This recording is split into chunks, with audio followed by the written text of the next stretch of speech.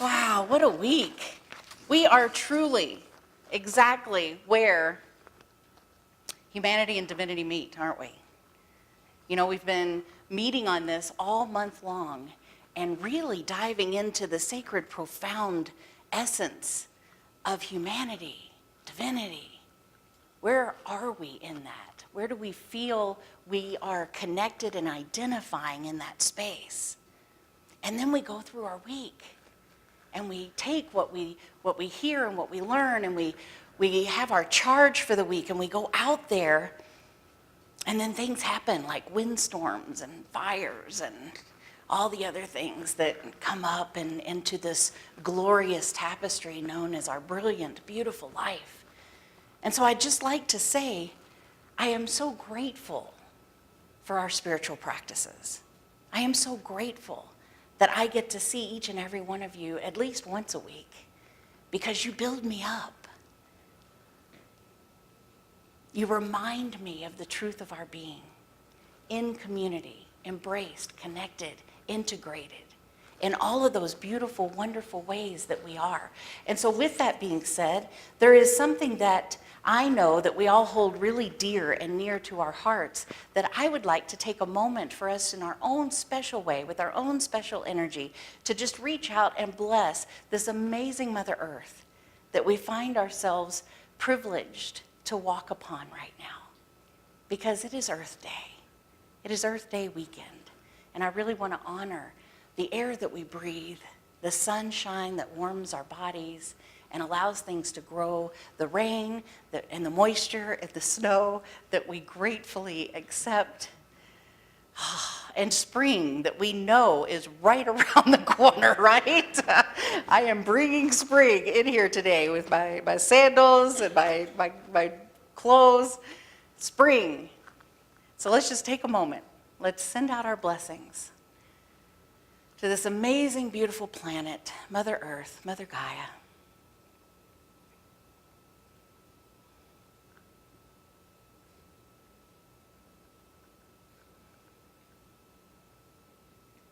Thank you. Thank you. That felt good to honor that. So let's go to the next slide. Because you know I always like to start with a little something funny here that grounds us into our message this morning. So here we have a stop sign with a sign on it that says no stopping anytime. How many of you have been there? How many of you felt that before? Maybe even right now. What do? Do I stop? Do I not stop? Are the signs in life telling you to do both? Do you find yourself ever in a swarm or a mixture of confusion, conflict? I don't know what to do. Do I stop? Do I not stop? Do I go here? Do I not go here? Do I call? Do I not call? Do I ask to apply for that job or not? Do I go to this school or this school? What do I do? How many of you, show of hands, have found yourself in this place? Maybe even recently. Okay, that's most of you. Absolutely. And what do you do when you're in that place? Anybody? What do you tend to do? Trust. Fall into that space of trust. Yeah, who else? Make a choice. Make a choice. That's right. Make a choice. And then when you're in that swirl of confusion where you feel so stuck, you feel like you can't move, that's a choice too, isn't it? So we're making choices. What else? What do you do when you find yourself? Because most of the room raised their hand. What do? You get quiet. You get quiet. You get quiet. And I wonder, why do we get quiet, Rosita? What happens there? To listen. Yes, to listen to that inner voice. Maybe to come to that place where we know humanity and divinity meet, right? Oh, there's something to that, isn't there? So we do come to that place. We are being called this month to truly look at, where does my humanity and my divinity meet? And I tell you folks, I'm finding it's everywhere and at all times. And to the degree that we empower and inspire our choice in that, that is where we together build our tomorrow based on today. Based on those choices, based on that awareness. And we're going to dive into that this morning. When we awaken, this is earnest, when we awaken to the divine within us, it will reach out and embrace everything around us. And it will discover the same presence in people, events, and in all nature. For living for God is not separate from what God is doing. The divine life is in everyone and everything. So we've really covered that, I think, very well so far this month. That last sentence in that quote, that divine life is in everyone and everything. So I would like to take us on a journey. And to begin this journey, I would like you all in this room to point out the past. Anybody? Point out the past. Show me where the past is. Can you do it? You can't do it, can you? Why can't you point out the past? Where's the past? It's in the past. The past is in the past. It's gone, I heard somebody say. It's in my mind. Yeah, it can be. It can certainly be there, right? But we can't really point it out. Yet, how many times does the past impact our present? And I think that's probably going to be different for everybody in this room, but I'm going to ask the question so that it'll bring that up into mind for you. How many times does your past affect your present? Even though we can't point it out, we know that it's gone, and the only place it really lives is in our mind. But to the extent that we allow it to live in our mind, I consider my mind, actually my being, pretty expensive real estate, right? Yeah, so how many of us take up that really valuable real estate with that which doesn't even exist anymore? It happens, folks, it does. More often than we think about it. So if you can't point out the past and we say, where is it? It's not really somewhere where we can point it out, it's in our head. Literally look around, look at everybody around you. Do you see the past in them? Do you see where the past dwells in them? No? Is it there? It's not there. It's not anywhere because it doesn't exist. Yet we totally act like it's real and happening in this moment. A lot of times. I'm seeing some heads shaking out there. So let's think of it like this. Imagine this. How many of you have bank accounts? That's most of you, right? So imagine yesterday being symbolized by a canceled check, and tomorrow is symbolized by a promissory note. Then what is today, and how will you use it? So we know that there's nothing we can do with a check that's already been cashed. Try it. Try walking into the bank on a check that's already been cashed and see if the teller's going to give you money for it, or see if they're going to put it back in your account again. Do you think that's going to happen? It's probably not going to happen. It's probably not going to give you any value, right? So this canceled check really has no value to you anymore. That money has already been designated. It's already found its home. It's moved on. It's doing its thing. It's living its being. So the point here is that power that we tend to put in that canceled check symbolically in our life, it doesn't exist. It is imaginary power. And what happens when we place imaginary power into our lives and believe that it's valuable and make choices based on it? What happens when that happens? What happens when we make choices on imaginary power? It's not the right choice. Our effect can tend to be imaginary effects as well, right? Sometimes when we have to rob Peter to pay Paul, if you follow me on that one. So, this may be our experience, that we lament and regret our past choices, decisions, and indecisions. What if we just accepted that what we did and what we didn't do, what if we just accepted that? What if we just accepted what happened, what didn't happen? When we linger and hold on to the past that doesn't exist, we miss the gift of now. That's really our biggest mistake in doing that, is we miss the gift of the present. And you know what? That's where we create our tomorrow, is right now. And if right now we're holding on to the past, what are we recreating? That's God calling. Is there a footnote that I need to make in my message today? What are we actually doing if we are using the present to create our future based on the past? Oh my gosh, it's so confusing. It's almost like stop and don't stop. For me, it kind of tends to keep that swirl of confusion going on, not creating much of an effect that I would want to create, I would think. Right? How many of you have seen the movie Groundhog Day? It's kind of like that, right? Remember, he wakes up to the same exact morning over and over and over again. And at first, he's kind of all about me, self-centered, selfish, just wants to go through. Well, at first, I think he's mad that he's created the same exact experience every morning. But then he starts saying, well, what's in it for me? How can I do this for myself? And he was so unhappy. He was so depressed. Do you guys remember that movie, for those that have seen it? It really got him down to the point where he even tried to kill himself, and he couldn't even do that. He was like, man, I can't live like this anymore. So something shifted within him when he made that realization. And what was it that shifted within him? Service. He knew that he needed to live in the moment. And he applied all of this knowledge and information that he had about what was going to happen, and then he put himself into service.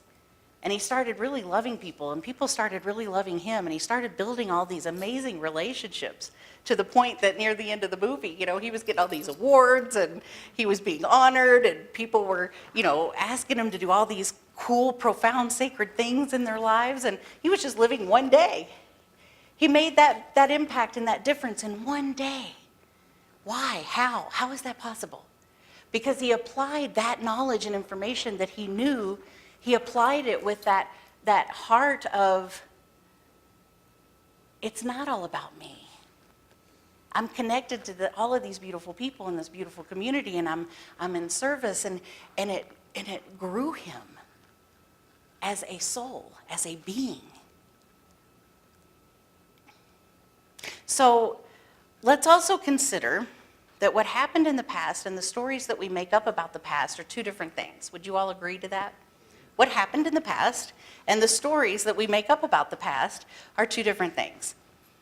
These are made-up stories that we tell ourselves and others to directly create our future. I'm here to tell you that. Have you ever thought about that?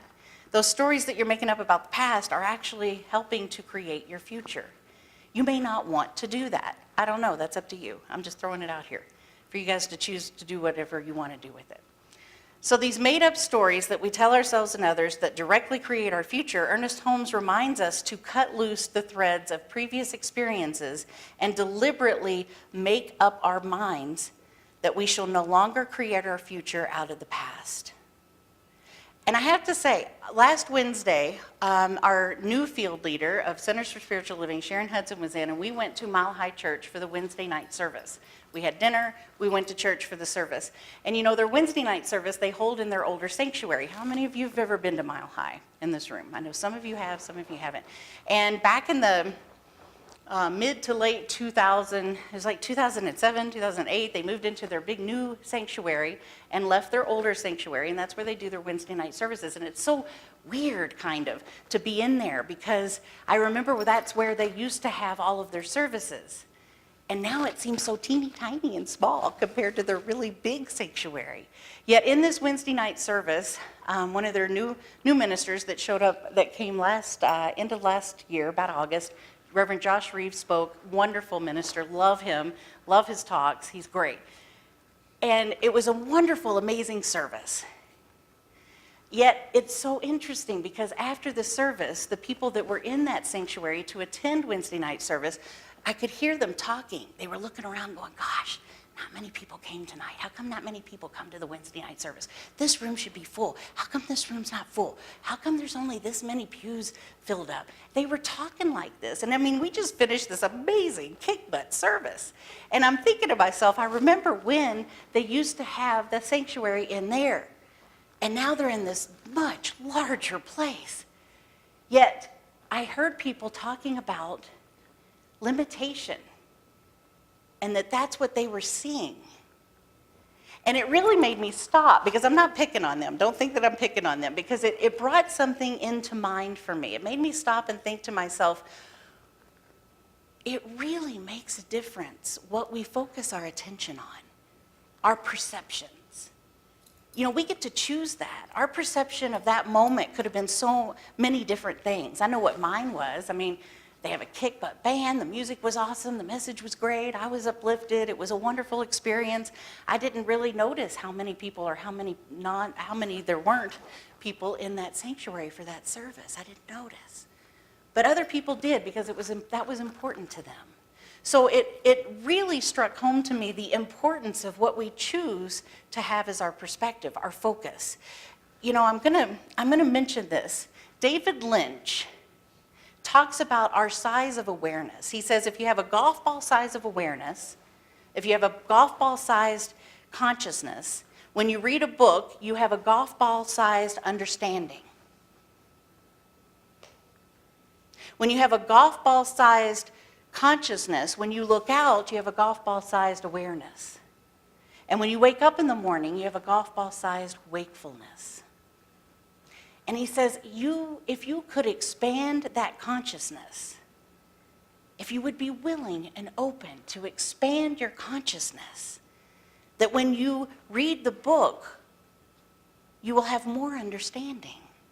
When you look out, you have more awareness. And that when you wake up, you have more wakefulness. He says it's all consciousness, and there's an ocean of pure, vibrant consciousness inside each one of us. And it's right at the source and the base of mind, at the source of thought, and at the source of matter. So what do you think it took for that community to have their Sunday service in that sanctuary that then moved into the really large sanctuary? It would take something larger than a golf ball sized consciousness, wouldn't it? Yeah, I see Ross back there going like that.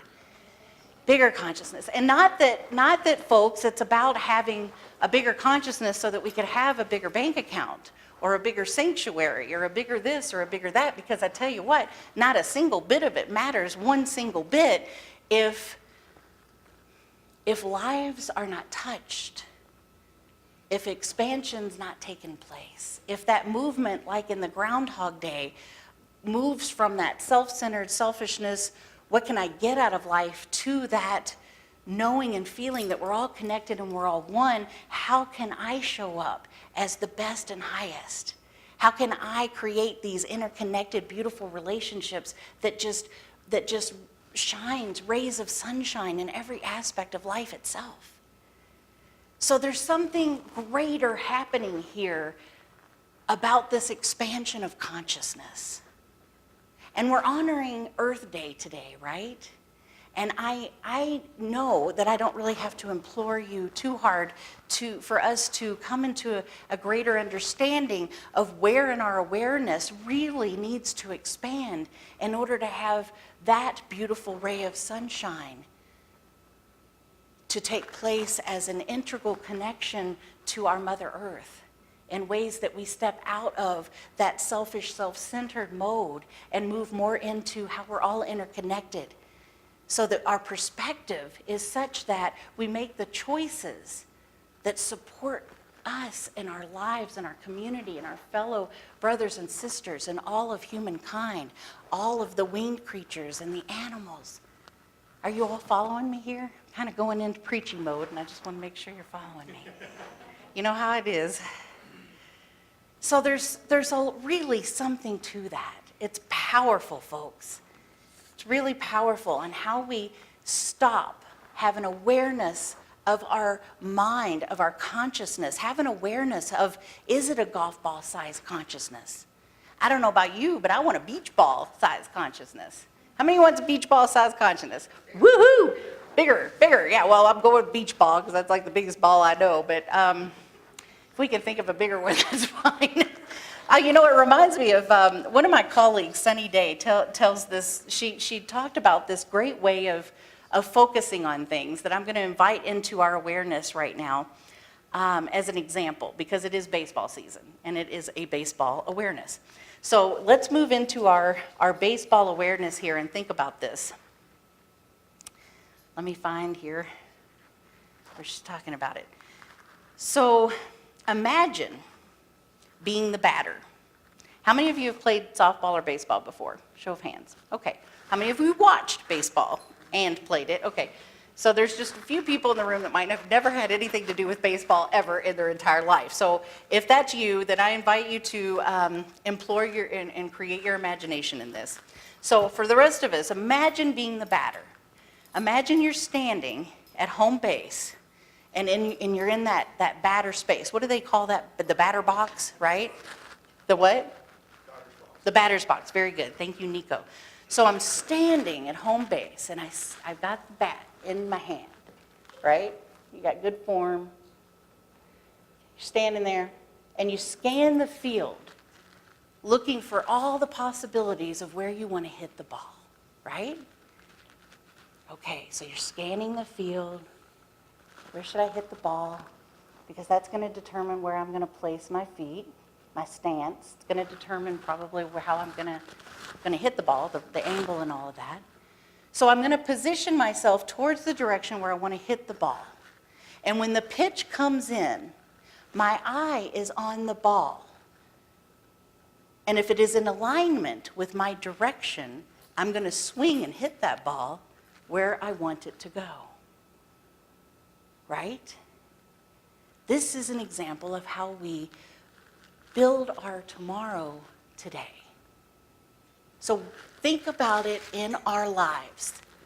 Think about it in our lives where you are standing in the batter box. You're holding the bat. You got the whole team behind you, cheering you on, saying, let's go. Let's go. Home run, home run, home run. Where in your life are you in that batter box, scanning the field, determining where you want to hit this ball?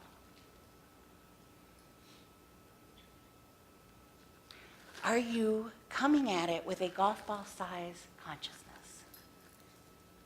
Are you with it at a softball size consciousness? That would work. Or a beach ball size consciousness? Are you hitting the ball so that you can be famous? Are you hitting that home run for recognition? Are you hitting the ball and making the home run just because you're a part of a team? And because that home run is the game and it's what it's all about, to put that score on the scoreboard for all of your teammates. Do you all feel the difference? It's the different sized consciousness that we come at life. That is how we move into this greater awareness of building tomorrow from today. We have to first realize the past doesn't exist. So if it is holding up a space in your highly valued real estate of your mind and your life, then I invite you to kick it out, to not let it have any more impact in your present. And so we get rid of the past, we come into the present, and then we assess. We assess, okay, what size is my consciousness? No offhanded jokes here. What size is my consciousness? And what do I need to do or would like to participate in or need to show up in life to expand that size of consciousness? What's my focal point? What's my why? Where's my intention going? And none of it's bad and none of it's wrong. I want to really point that out. If you're hitting that ball, if you're standing in that batter's box, and you're looking at the right place to hit that ball, and you're doing it so that you can have a great hit and be successful and be cheered on by your teammates and feel good about yourself, there's nothing wrong with that. That is one state of conscious awareness. And if you're doing it for all of that, and also because you're playing for a team and you know it's the right thing and it's the way to support everyone, that's awesome. That's to be applauded. So we take stock. What's the size of my consciousness? What's my focal point? What's my intention? Where am I hitting the ball? And then what do we do? And then we what? We swing at it. We hit that ball. We take action. Because folks, it's not always all about sitting in that perfect prayerful position of meditation and just doing the Om. We take action. And that action builds on more action, right? It does. I am looking at this incredible front row of our amazing teen group. And we have celebrated a lot of incredible accomplishments so far this year. And every single one of those accomplishments, we celebrate it because there was action taken. They didn't just sit at home playing video games. There was action taking place, and that's a beautiful thing. I want to go to my slide 4 real quick. Oh, let's do slide 3 first, the black one with the white letters. There we go. I wanted to tell you guys this because this really summarizes where I'm going with that baseball analogy. Life, available for a limited time only. Limit 1 per person. Subject to change without notice, provided as is, and without any warranties. Non-transferable, and it is the sole responsibility of the recipient. May incur damages arising from use or misuse. Additional parts sold separately. Your mileage may vary, subject to all applicable fees and taxes. Terms and conditions apply. Other restrictions apply. Life. Boy, that just really sums it up, doesn't it? It really does. And all of that, life, is going to happen no matter what. No matter what. So back to the Groundhog Day movie. Which section of that movie would you like to claim as the representation of your life? The beginning? He was all about himself, self-centered. What can I get? What can I get? There is absolutely no accountability. I can do anything I want because I'm going to wake up the next morning and everything's going to reset. To the middle, realizing he was so incredibly miserable and depressed that he was even trying to kill himself and he couldn't even do that. To the end, when he realized he was a part of something greater. And that when he entered into that beautiful relationship in community, it uplifted him and made him want to sing and dance and learn all kinds of new, cool, fun things. So which part of that do we want to choose to have as a reflection of our life? So now let's go to number 4, because I really want to say this, especially because the teens are with us today. Love this. Listen to the mustn'ts. Listen to the mustn'ts, child. Listen to the don'ts. Listen to the shouldn'ts, the impossibles, the won'ts. Listen to the never haves. Then listen close to me, because anything can happen, child. Anything can be. Absolutely anything. We are in our 4th Sunday in May, where we have truly gotten deep into the realization that we are where humanity and divinity meet.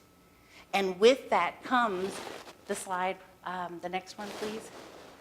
With it comes the realization that we are not in the universe, we are the universe. We are an intrinsic part of it. Ultimately, you are not a person, but a focal point where the universe is becoming conscious of itself. What an amazing miracle. Anything can happen. Anything can be, right? Show of hands on this front row of how many of you guys know that for real. Show of hands for everybody else that know anything can be. Anything. I'm so incredibly amazed and surprised by life almost daily. I'm working on daily, but almost daily. It's incredible. Let's go to our Rumiism for the day. Here's our Rumiism for the day. Past and future veil God from our sight. The past and the future veil God from our sight. It is when we discover that the power and the potentiality is in the present moment that we realize that we are where humanity and divinity meet. There's no veiling of God. It is all God. It is all spirit. It is all the divine operating in our life, and that is why absolutely anything is possible. You follow me? You guys following me? Very good. I'm seeing some heads nod. Don't go to sleep yet. So, the best way to predict the future is to invent it. The best way to predict the future is to invent it now. When we let us make our future now, it allows us to create our dreams, and it allows us to make our dreams a reality. So we want to do something that our future self will thank us for today. I love that quote. How many of you have done something this morning that your future self will thank you for? You came here. That might be a good thing, right? Future self might thank you for that. Yes. Folks, the future is not guaranteed, I'm here to tell you. Remember that life? There was no guarantees, there was no warranties. Future is not guaranteed. What is guaranteed is what? Right now. Right now is guaranteed. So look around. I want you to look around at folks. If right now is our guarantee, it is the light, it is the power, it is the love, it is the connection, it is the unity that we each have within ourselves and that we see in each other.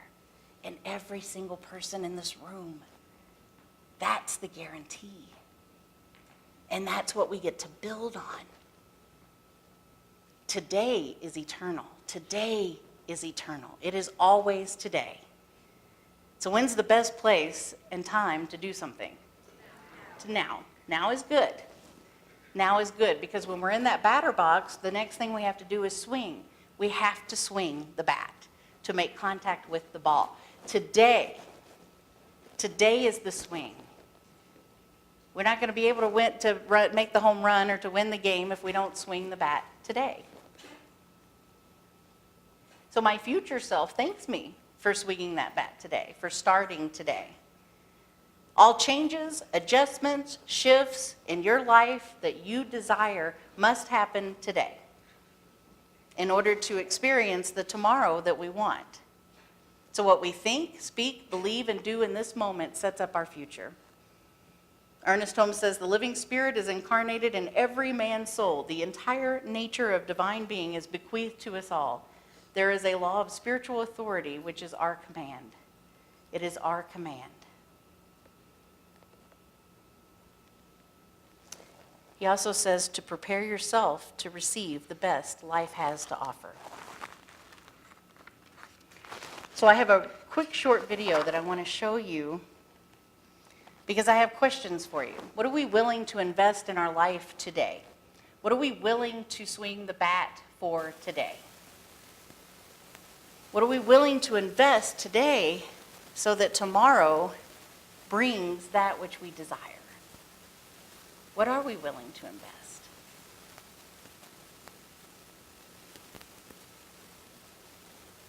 Do you have it up? It's by Jane Goodall. And she says this so beautifully that I really want to share it with you today. And I'm going to do a little lead in. Folks, you know that we can consciously create our lives. We've totally covered that. We teach it, we learn about it in class. So right now, let us awaken to the divine that's within us. We have absolutely everything to gain and nothing to lose. When we engage in the spiritual practices like prayer and meditation, imagining, visioning, visualization, sacred service, anything else that reminds and reinforces us of the absolute truth of who we are, we build our tomorrow today. And Jane says this beautifully, and I'd like you to listen. Peace starts within.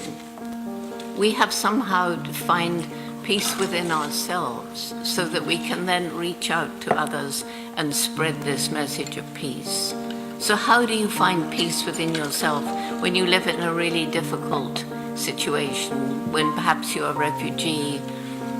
I think the only way I can think of doing this is each day to try to do your best to make the world around you just a little bit better. And if you can go to sleep each night thinking, well, I really did do my best, maybe in a very difficult situation, then that will give you the kind of feeling that leads to peace, and then you're better able to help others. Each and every one of us matters and has a role to play in this world, even though we don't yet perhaps know what that role is. And even more important, each and every one of us makes some impact on the planet every single day that we live. And we're in a position, a fortunate position, of being able to choose what sort of impact we make. What do we buy? What do we wear? What do we eat? How will those little choices affect future generations? Isn't she amazing? Just love her. She can so beautifully state what's so important. So I have that slide that we have been reciting every single Sunday this month, and I'd like to put it up. Love is the solution. Number 12. So we're going to recite this together. Love is the solution. Meditation is the solution. Forgiveness is the solution. Consciousness is the solution. A small act of kindness is the solution. Realizing our power is the solution. Taking deliberate action is the solution. You are the solution. Who's the solution? I am. So let's go to the next slide because I've got another one for you. I know it looks long, but it's a powerful one. And I'll tell you one day why I selected this slide, but I can't tell you today because I don't have enough time. So everybody, let's say this together. I am fearless. I am unbroken. I am forever inspired.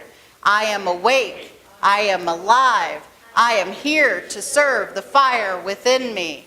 I am an ambassador of a higher power. I am here to be the presence of love and a force for awakening. I am a communion with souls everywhere I am. I am one who melts resistance and separation. I am a love that heals wounds and erases errors or lapses of judgment. I am the essence of home. Just know this, you are more than you think you are. And with that, little Mo is going to sing us to the end of this message. Thank you.